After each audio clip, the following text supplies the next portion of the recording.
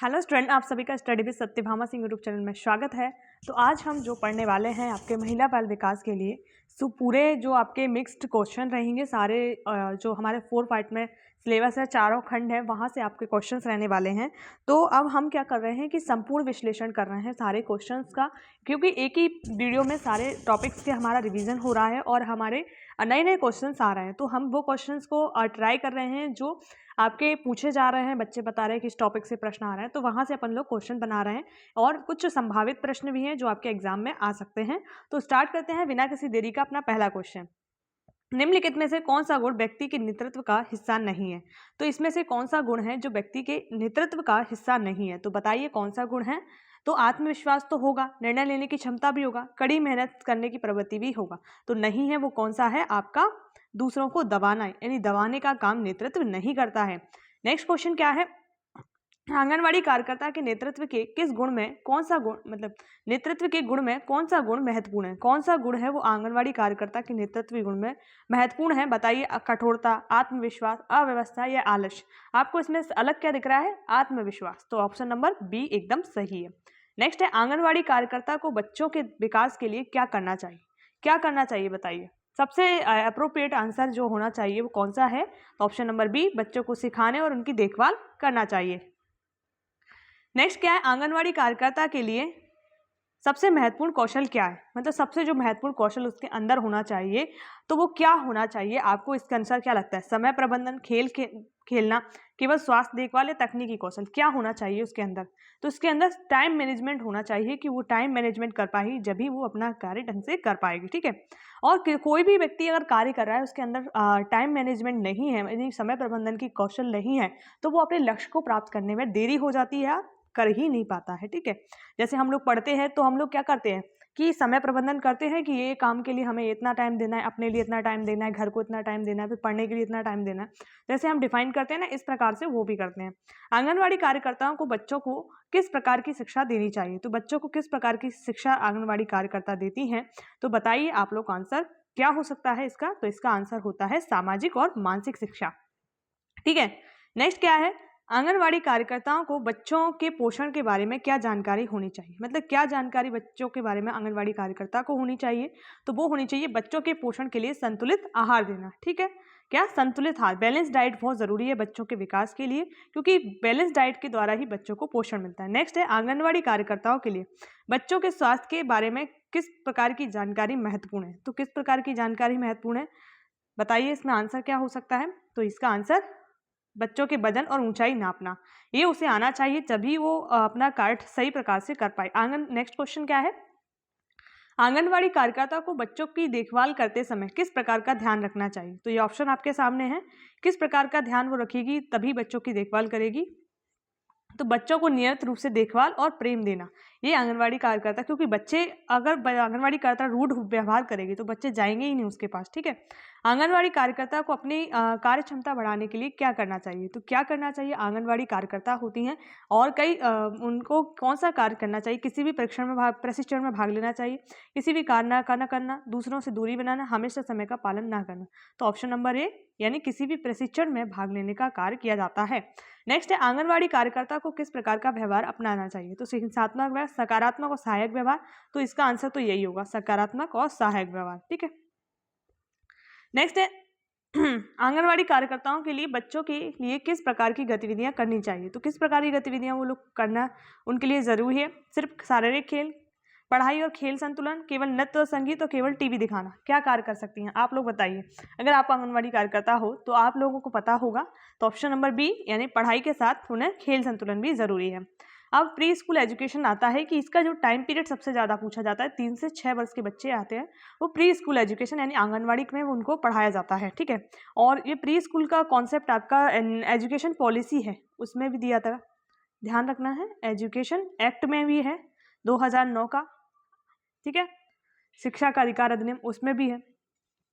Pre school शिक्षा का मुख्य लाभ क्या होता है? तो प्री स्कूल शिक्षा का मुख्य लाभ होता है बच्चों का मानसिक और सामाजिक और भावनात्मक विकास करना। बच्चों का मानसिक विकास भी जरूरी है, सोशल उसका कॉन्ट्रैक्ट कैसा है वो भी जरूरी है, और भावनात्मक विकास भी जरूरी है, यानी इमोशनल वो किस प्रकार से जुड़ा हुआ है। ठीक है, नेक्स्ट है स्कूल पूर्व शिक्षा बच्चों के किस प्रकार का वातावरण प्रदान करती है। तो बच्चों को किस प्रकार का वातावरण है प्रदान करती है, तो आपके पास ऑप्शन में एक मजेदार सुरक्षित वातावरण, या एक बहुत कठिन और दबावपूर्ण वातावरण, या केवल ध्यान केंद्रित करने वाला वातावरण। तो बताइए कौन सा।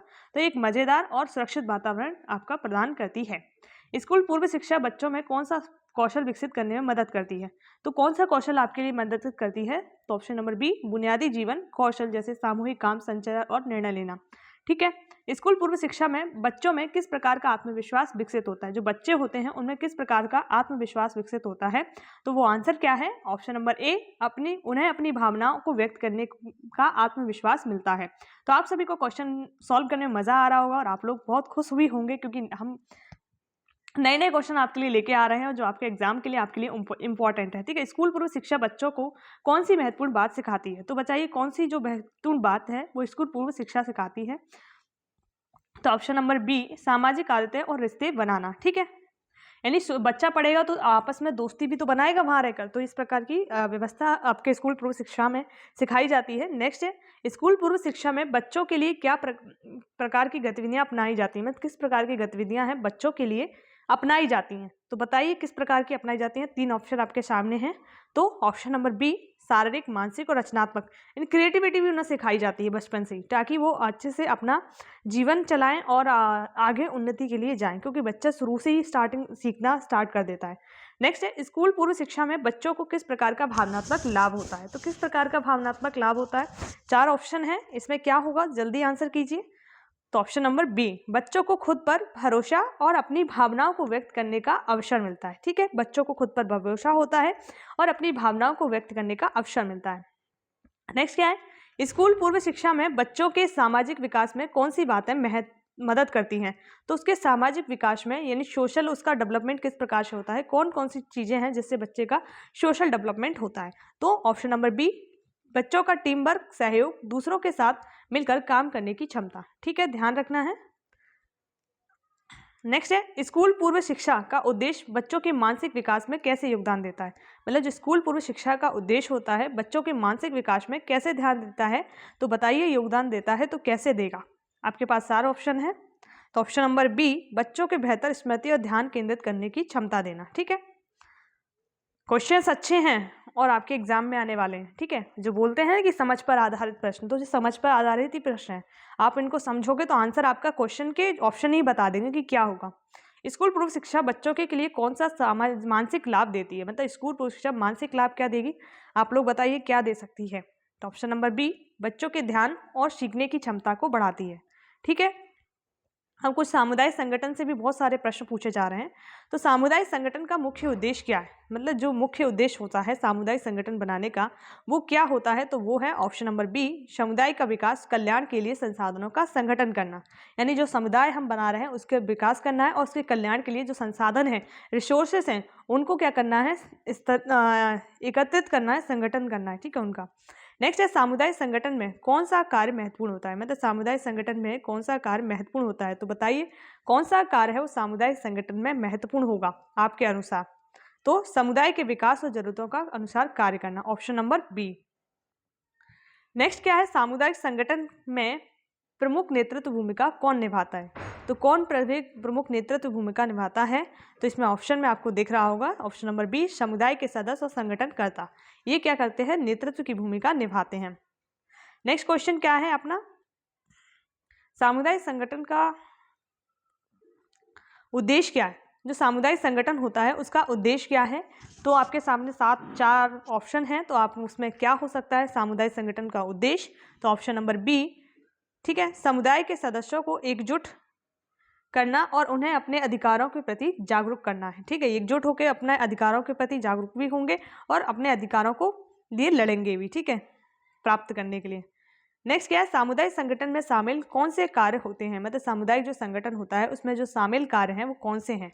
तो बताइए इसमें ऑप्शन में क्या हो सकता है, तो इसमें ऑप्शन नंबर ए हो सकता है। ठीक है, शिक्षा, स्वास्थ्य और सामाजिक कल्याण से संबंधित योजनाओं का कार्यान्वयन करना। नेक्स्ट है सामुदायिक संगठन में किस प्रकार की योजनाएं बनाई जाती हैं। तो बताइए किस प्रकार की योजनाएं सामुदायिक संगठन होता है उसमें बनाई जाती हैं। तो ये आपका क्या होगा, ऑप्शन नंबर बी, सामुदायिक विकास और कल्याण की योजनाएं बनाई जाती हैं। ठीक है, आपको क्वेश्चंस अच्छे लगे होंगे तो आप लोग प्लीज़ चैनल को सब्सक्राइब कर लीजिए जो नए हैं।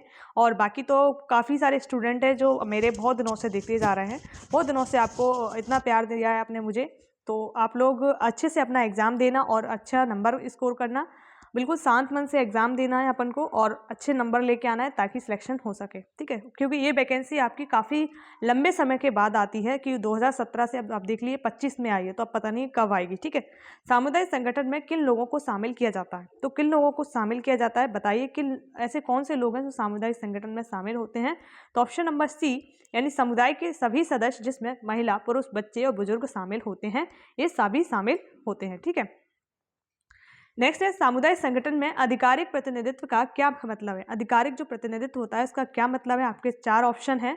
तो ये है ऑप्शन नंबर बी, समुदाय के विचारों, समस्याओं और जरूरतों को प्रस्तुत करने के लिए चुने गए व्यक्ति। ठीक है, नेक्स्ट क्या है, सामुदायिक संगठन में कौन सा कौशल महत्वपूर्ण है। बताइए कौन सा कौशल सामुदायिक संगठन में महत्वपूर्ण है। तो आपको दिख रहा होगा सबसे अलग क्या दिख रहा है, समुदाय में एक नेतृत्व शैली होनी चाहिए। तो ऑप्शन नंबर बी, नेतृत्व और संवाद का कौशल, जो संवाद होता है, कम्युनिकेशन होता है, वो जरूरी है। नेक्स्ट क्या है, सामुदायिक संगठन के प्रभावी और सहभागी सुनिश्चित करने के लिए क्या किया जाता है। तो क्या किया जाता है, तो आपके 2 ऑप्शन इधर हैं और 2 ऑप्शन इधर हैं। तो बताइए क्या किया जाता है। तो ऑप्शन नंबर बी, सभी समुदायों के सदस्य और उनकी आवश्यकताओं को और विचारों के अनुसार योजनाओं में शामिल किया जाता है। ठीक है, ध्यान रखना है सारे ऑप्शंस। नेक्स्ट क्वेश्चन क्या है, बच्चों का शारीरिक विकास में कौन सा तत्व सबसे अधिक महत्वपूर्ण है। तो बच्चे का जो शारीरिक विकास होता है, शरीर का शारीरिक विकास, उसमें जो सबसे अधिक महत्वपूर्ण तत्व है तो प्रोटीन, क्योंकि प्रोटीन ही क्या करता है, कोशिका और हमारे शरीर का निर्माण करता है, संरचना में निर्माण करने में भाग लेता है। ठीक है, नेक्स्ट है बच्चों के शारीरिक विकास के लिए कौन सी विटामिन सबसे महत्वपूर्ण है। इन विटामिनों में से कौन सी विटामिन सबसे अधिक महत्वपूर्ण है। तो विटामिन डी, क्योंकि ये हड्डियों को निर्माण करती है। तो विटामिन ए। ठीक है, शारीरिक विकास करने के लिए कौन सा विटामिन महत्वपूर्ण है, विटामिन ए। ठीक है, और डी है वो आपकी सेकेंडरी है। नेक्स्ट है बच्चों के शारीरिक विकास के लिए कैल्शियम की महत्वपूर्ण भूमिका क्या होती है। तो कैल्शियम आपके शरीर में क्या करता है वो आप सभी को पता है। कैल्शियम और फास्फोरस का आपका क्या होता है, जोड़ा होता है। तो ये दोनों क्या करते हैं, हड्डियों और दांतों को मजबूती प्रदान करते हैं। इनकी कमी हो जाती है तो शरीर में जो हड्डियां टेढ़ी मेढ़ी हो जाती हैं। ठीक है, तो बच्चों में शारीरिक विकास में किस तत्व की कमी से रिकेट्स जैसी बीमारी हो जाती है। तो अभी ऊपर वाला पढ़ा होगा तो नीचे वाला आंसर आप लोग कर ले जाओगे। तो क्या है, ऑप्शन नंबर बी, कैल्शियम की कमी से हड्डियां क्या हो जाती हैं, टेढ़े मेढ़ी हो जाती है। बच्चों में पाया जाता है रिकेट्स नाम का रोग। नेक्स्ट है बच्चों के विकास के लिए ऊर्जा का मुख्य स्रोत कौन सा है। तो बताइए जो चारों में से ऊर्जा का मुख्य सोर्स कौन है बच्चों के विकास के लिए। तो ऑप्शन नंबर बी, कार्बोहाइड्रेट। ठीक है, क्या है, कार्बोहाइड्रेट। नेक्स्ट है बच्चों के शारीरिक विकास के लिए विटामिन का सेवन करना आवश्यक होता है। कौन सा विटामिन आपको सेवन करना जरूरी है शारीरिक विकास के लिए। तो ऑप्शन नंबर बी, यानी विटामिन डी का विकास वो सेवन करना जरूरी है। नेक्स्ट है, ठीक है, डी है, हाँ डी है इसका आंसर। नेक्स्ट है बच्चों के शारीरिक विकास में कौन सा खनिज महत्वपूर्ण भूमिका निभाता है। तो बच्चों के शारीरिक विकास में सबसे ज्यादा महत्वपूर्ण भूमिका कौन सा निभाता है। जो 4 ऑप्शन आपके सामने हैं इनका आंसर क्या है, आयरन। आयरन की डिफिशियंसी से हमारा शरीर क्या हो जाता है, कमजोर हो जाता है, इसलिए आयरन का सेवन करना चाहिए। ज़्यादातर लड़कियों में आयरन की कमी पाई जाती है, उनका शारीरिक विकास अवरुद्ध हो जाता है और आयरन की कमी के कारण लड़कियां दुबली पतली और उनमें एनर्जी लेवल कम हो जाता है। ठीक है, क्योंकि एक रिपोर्ट है उसके अनुसार लगभग 53% महिलाओं में एनीमिक पाई गई है, यानी एनीमिया यानी आयरन की डिफिशियंसी पाई गई है। ठीक है, नेक्स्ट है बच्चों के शारीरिक विकास के लिए जो सही मात्रा में वसा महत्वपूर्ण होती है वह क्या कहलाती है। क्या कहलाती है बताइए, जो ऑप्शन आपके पास 4 है वो क्या कहलाएगी आपकी, ऑप्शन नंबर बी। ठीक है, शरीर को ऊर्जा और विटामिन प्रदान करना। ठीक है, नेक्स्ट है बच्चों के शारीरिक विकास में कौन सा तत्व प्रतिरक्षा तंत्र को मजबूत करता है, जो आपकी इम्यूनिटी सिस्टम है उसको मजबूत करता है। आपका ऑप्शन नंबर सी, यानी विटामिन सी।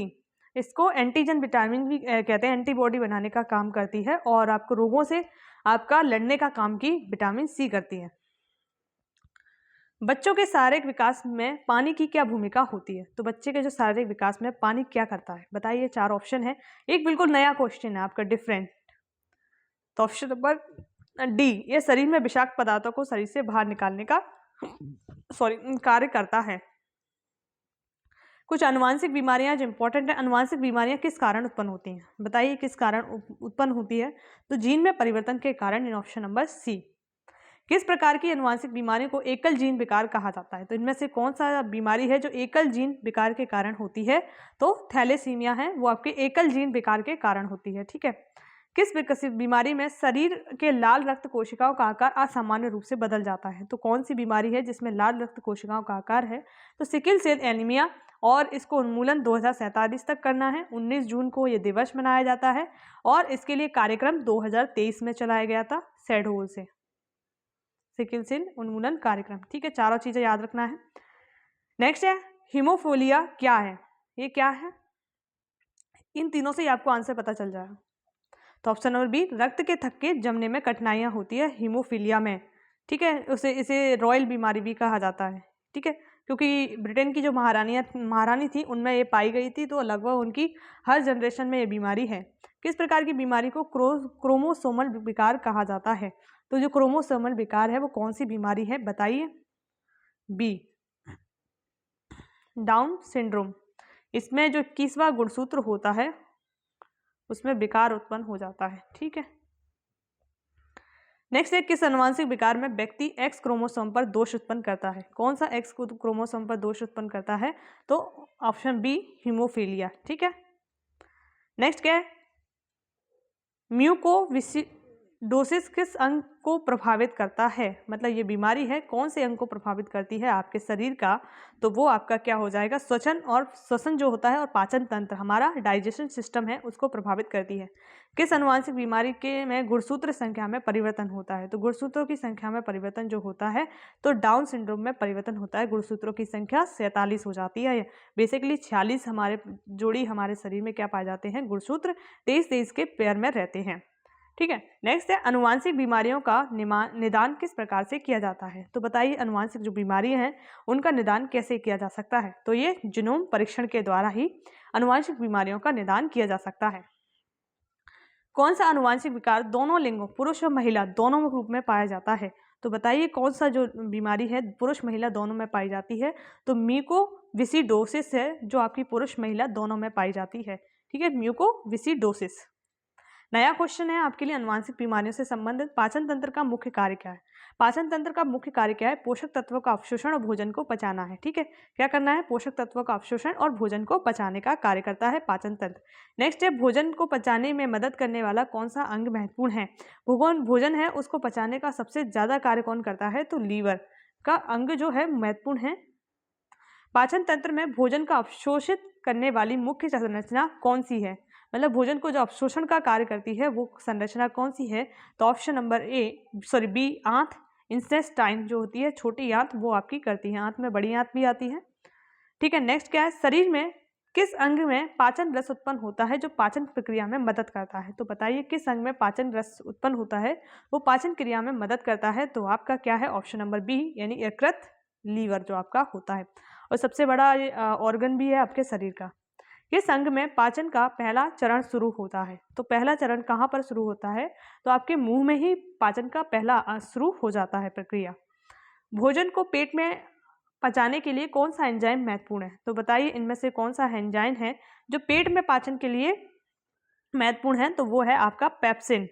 अगर वसा का पाचन कौन करता है, आपका लाइपेज, और प्रोटीन का ट्रिप्सिन। ठीक है, कौन सा अंग शरीर में पानी और मिनरल्स का अवशोषण करता है, तो जो पानी और मिनरल्स का अवशोषण करता है आपको पता होगा कौन सा है।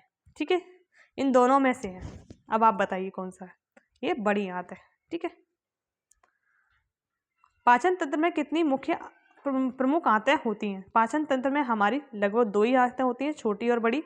ठीक है, तो इसका आंसर क्या है, बी।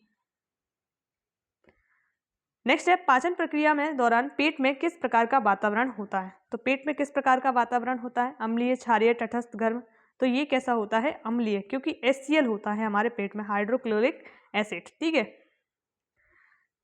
क्या पदार्थ पाचन के बाद शरीर में अवशोषित होते हैं, बताइए क्या जो पदार्थ है पाचन क्रिया हो गई उसके बाद अवशोषित होंगे, क्या होगा आपका आंसर, तो ये होगा पानी और मिनरल्स, ठीक है। नेक्स्ट है कुपोषण। कुपोषण से बहुत क्वेश्चन पूछे जा रहे हैं, लगभग हर पोर्शन जो मैंने कराया है ना ऊपर, हर पोर्शन से कुछ ना कुछ क्वेश्चंस आपके आ रहे हैं। मतलब ऐसा नहीं है महिला बाल विकास में कि आप एक टॉपिक पढ़ के चले जाओ तो आपका सिलेक्शन हो जाएगा, आपको हर टॉपिक को पढ़ के जाना है, हर टॉपिक से क्वेश्चन आ रहा है, ठीक है। ऐसा उन्होंने किया ही नहीं है कि एक टॉपिक से क्वेश्चन ज़्यादा पूछ रहे हो, हर टॉपिक से बराबर मात्रा में आपसे पूछ रहे हैं, ठीक है। कुपोषण को समाप्त करने के लिए कौन सा कदम सबसे प्रभावी है? तो सबसे प्रभावी कदम होता है वो कौन सा है? वो है ऑप्शन सी, संतुलित आहार और पोषण शिक्षा प्रदान करना, ठीक है। नेक्स्ट है कुपोषण की समस्या को हल करने के लिए कौन सा पोषक तत्व सबसे महत्वपूर्ण है? कौन सा पोषक तत्व है जो कुपोषण की समस्या को समाप्त कर सकता है? तो विटामिन और खनिज, ध्यान रखना है, ठीक है। नेक्स्ट है कुपोषण को समाप्त करने के लिए किस योजना का उपयोग किया जाता है? तो कौन सा है? आप इसमें से बताइए। मिड डे मील योजना 1995, इसको मध्याह्न भोजन कार्यक्रम भी कहा जाता है, इसका मर्ज कर दिया है। नेक्स्ट क्वेश्चन अपना है, कुपोषण को समाप्त करने के लिए किसका योगदान सबसे महत्वपूर्ण है? तो कुपोषण को समाप्त करने के लिए सबसे महत्वपूर्ण योगदान है सरकारी और सामुदायिक प्रयासों का, ठीक है। सरकारी प्रयास किस प्रकार के होते हैं? जैसे सरकार के द्वारा कोई योजनाएं चल रही हैं, सामुदायिक प्रयास जैसे एनजीओ वगैरह के माध्यम से। नेक्स्ट क्या है, कुपोषण से प्रभावित बच्चों के लिए कौन सा आहार सबसे उपयुक्त है? तो कौन सा उपयुक्त है? वो है ऑप्शन नंबर बी, संतुलित आहार जिसमें प्रोटीन, कार्बोहाइड्रेट और विटामिन हो। नेक्स्ट है कुपोषण को प्रभावों को समाप्त करने के लिए कौन सा तरीका सबसे कारगर है? तो सबसे कारगर तरीका समुदाय आधारित पोषण शिक्षा और जागरूकता कार्यक्रम है, ठीक है। नेक्स्ट है कुपोषण को समाप्त करने के लिए किस प्रकार की योजनाएं लागू की जाती हैं? तो शिक्षा और स्वास्थ्य योजनाएं और खाद्य सुरक्षा योजना, दोनों प्रकार की योजनाएं हैं वो लागू की जाती हैं। नेक्स्ट है कुपोषण को समाप्त करने के लिए किस पहल का पालन किया जाता है? तो बताइए कौन सा पहल है जिसके माध्यम से कुपोषण को समाप्त किया जा सकता है? सभी पोषक तत्वों का संतुलित सुनिश्चित करना, ठीक है। ऑप्शन नंबर सी, कुपोषण से निपटने के लिए कौन सी सरकारी योजना लागू है? तो बताइए कुपोषण से निपटने के लिए कौन सी सरकारी योजना लागू है? तो प्रधानमंत्री पोषण योजना, ठीक है। नेक्स्ट क्या है, कुपोषण को समाप्त करने के लिए किसका उचित पालन आवश्यक है? तो किसका उचित पालन आवश्यक है? समूह, समय और आहार वितरण का सही पोषण का शिक्षा, ठीक है। पोषण की सही शिक्षा हमें होगी तो हम अच्छे से भोजन करेंगे और ऐसा भोजन करेंगे जो हमारे शरीर को ऊर्जा प्रदान करे और शरीर के विकास में सहायक हो। कुछ इंटरनेट कंप्यूटर से संबंधित क्वेश्चंस हैं, क्योंकि कंप्यूटर लगभग 10 नंबर का आ रहा है आपके एग्जाम में, तो 10-15 नंबर का हमारा कहीं कम ना हो जाए तो हम उसको भी कंसीडर कर रहे हैं, क्योंकि कंप्यूटर बहुत इंपॉर्टेंट है। इंटरनेट क्या है, किसी बच्चे ज़्यादातर पढ़ नहीं रहे हैं, पोषण महिला बाल विकास इसी को ज़्यादा पढ़ रहे हैं, तो कंप्यूटर भी पढ़ना ज़रूरी है, ठीक है। इंटरनेट क्या है? इंटरनेट एक नेटवर्क है जो सभी प्रकार के उपकरणों को जोड़ता है, ठीक है। हम सभी इंटरनेट चला रहे हैं तो हम लोगों को पता है कि इंटरनेट क्या है, ठीक है।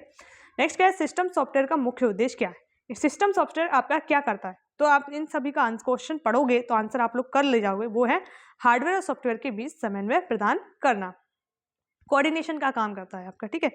एमएस वर्ड में जो सर्च फीचर का उपयोग किसके लिए किया जाता है? तो सर्च फीचर जानते होंगे एमएस वर्ड में, तो क्या करने के लिए करता है? हम सर्च क्यों करते हैं? कोई चीज़ ढूंढने के लिए, तो भाई ये दस्तावेजों में शब्द या वाक्यांश ढूंढने के लिए, ठीक है।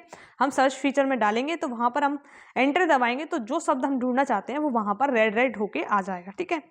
दस्तावेज में शब्द का या वाक्यांश ढूंढना इसका आंसर हो सकता है, ठीक है।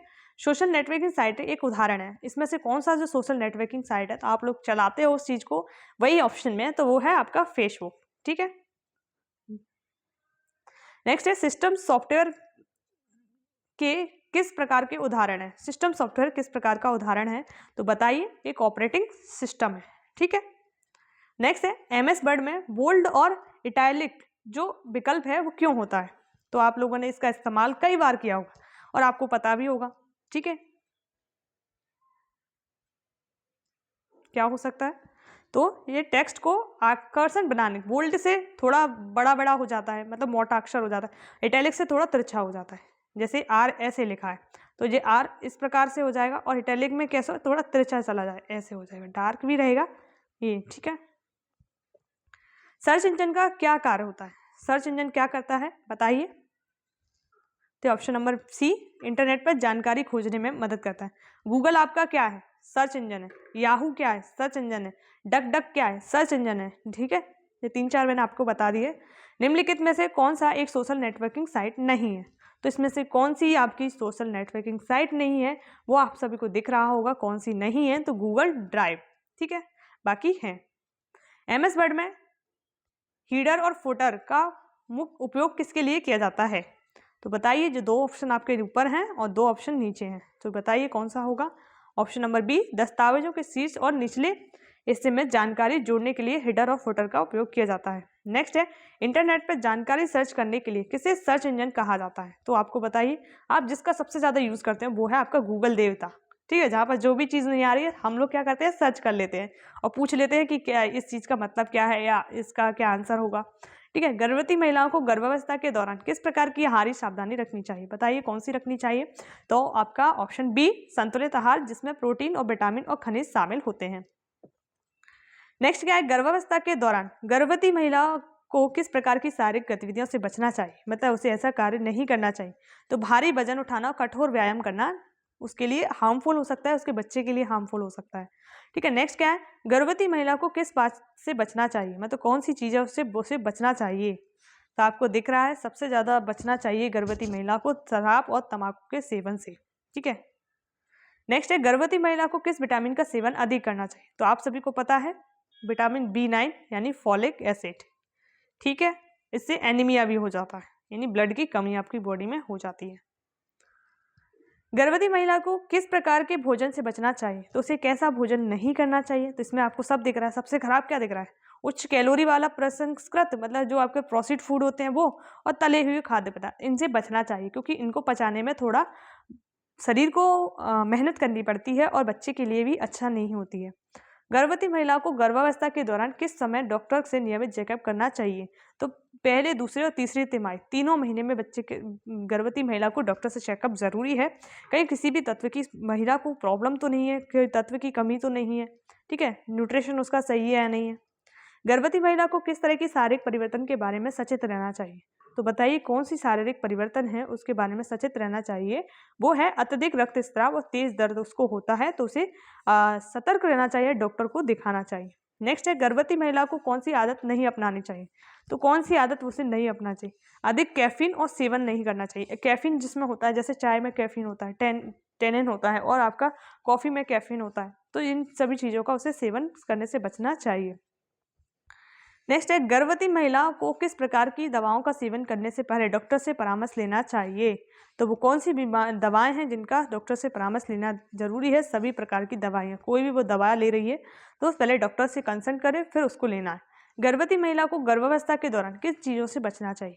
तो उन्हें जो बचना चाहिए, जनरली बोला जाता है अतिरिक्त वजन उठाना और कठोर शारीरिक श्रम से उसे बचना चाहिए। फिर नवजात बच्चे से संबंधित प्रश्न हैं। तो क्या है, नवजात शिशु को पहले 6 महीने तक किस प्रकार का आहार देना चाहिए? तो फर्स्ट 6 मंथ बच्चा क्या पीता है, माँ का दूध, यानी माँ का दूध देना चाहिए, ठीक है। नवजात शिशु को किस स्थिति में सुलाना सबसे सुरक्षित माना जाता है? तो कौन सी स्थिति है नवजात बच्चे को सुलाने के लिए? पीठ के बल बच्चे को सुलाना जरूरी है, ठीक है। नवजात शिशु की त्वचा की देखभाल में कौन सी चीज का उपयोग करना चाहिए?